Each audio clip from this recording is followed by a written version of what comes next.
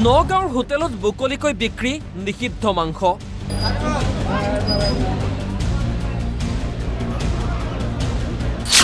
ৰূপহীহাট সাপ্তাহিক বজাৰত নিষিদ্ধ মাংসৰ ৰমৰমীয়া বেহা।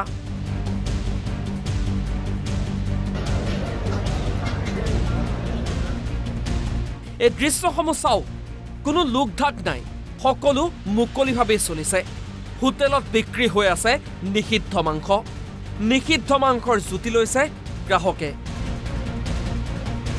মুখ্যমন্ত্ৰী ডক্টৰ হিমন্ত বিশ্ব শৰ্মা কেবিনেটে ৰাজহুৱা হোটেল, ৰেস্তোৰাঁ, ৰাজহুৱা স্থানত নিষিদ্ধ কৰিছিল বিশেষ মাংস, কিন্তু এওঁলোকে কাকো খাতিৰ নকৰে।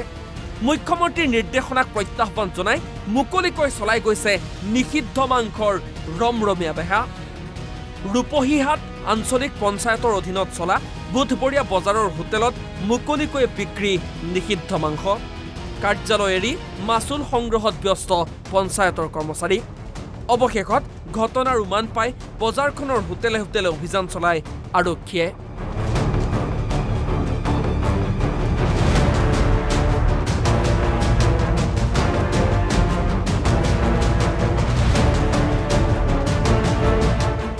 বজাৰখনৰ পৰা আৰক্ষীয়ে নিষিদ্ধ মাংসৰ বেহা উৎখাত কৰাৰ লগতে এজন নিষিদ্ধ মাংস ব্যৱসায়ীকো আটক কৰে।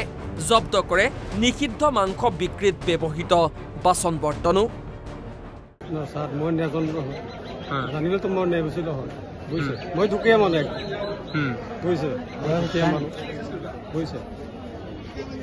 যেহেতু ৰাজস্থানত বিক্ৰী কৰিবলৈ মানা কৰিছে আৰু আপুনি ৰাজস্থানতে বিক্ৰী কৰি আছে বজাৰত অলপ আমিতো নাজানো নহয়। আপুনি মানে মাংস বিক্ৰী কৰি আছিলে? নাই, আমাৰ অলপ আনিছিলো বুজিছে, মইতো নাজানো নহয়, মই দুখীয়া মানুহ বুজিছে। আপোনাৰ নাম কি আছিলে? মুজিবুৰ ৰহমান। মুজিবুৰ ৰহমান। ৰূপহী বজাৰত আপুনি কৰিছিলে হোটেল আপোনাৰ? আৰু সাপ্তাহিক বজাৰত আপুনি বিক্ৰী কৰি আছিলে মাংস? মানে আজি আনিছো বুজিছে। চৰকাৰী কৰ্মচাৰীয়ে চলোৱা এখন বজাৰত নিষিদ্ধ মাংস এনেদৰে মুকলিকৈ বিক্ৰীক লৈ এতিয়া চৌদিশে সৃষ্টি হৈছে তীব্ৰ প্ৰতিক্ৰিয়াৰ। হয়, এই ক্ষেত্ৰত আমি বহুত দুখিত। ৰাইজ গৈ আছে, ব্লকত গৈ আছে, গৈ পিনি কৰ্মচাৰী পোৱা নাই, গোটেইকেইটা ৰূপহী বজাৰত গৈ মাচুল তুলি আছে। এইটো কিমান যুক্তিসংগত হৈছে এইটো চৰকাৰে বিবেচনা কৰিব, কিন্তু এই ক্ষেত্ৰত আমাৰ সকলো ৰাইজ দুখিত যে তেনেকুৱা কৰিব নালাগিছিল। আগৰ পূৰ্বৰ দৰে যেতিয়া চৰকাৰে নটিফিকেশ্যন জাৰি কৰিছিল যে বজাৰসমূহ এই ডাকত দিব লাগে, ব্লকত ডাকত দিয়া হৈছিলে, আমিও ডাক দিছোঁ, আমিও বজাৰ চলাইছোঁ, কিন্তু আজিৰ পৰা মানে ব্লকে বজাৰ চলাব বুলি আমাক কালি কৈ দিছে। কিন্তু এই ক্ষেত্ৰত আমি বহুত দুখিত। বজাৰৰ সকলো কৰ্মচাৰী বজাৰতে গুচি আহিছে, এতিয়া কাৰ্যালয় খালী পৰি আছে, আপোনালোকে চাব পাৰে। ৰাইজৰ অসুবিধা হৈ আছে, যথেষ্ট ৰাইজৰ অসুবিধা হৈ আছে। ব্লকত গ'লে মানুহ কৰ্মচাৰী বিচাৰি পোৱা নাই, ৰাইজ ঘূৰি উভতি আহিব লগা হৈ আছে।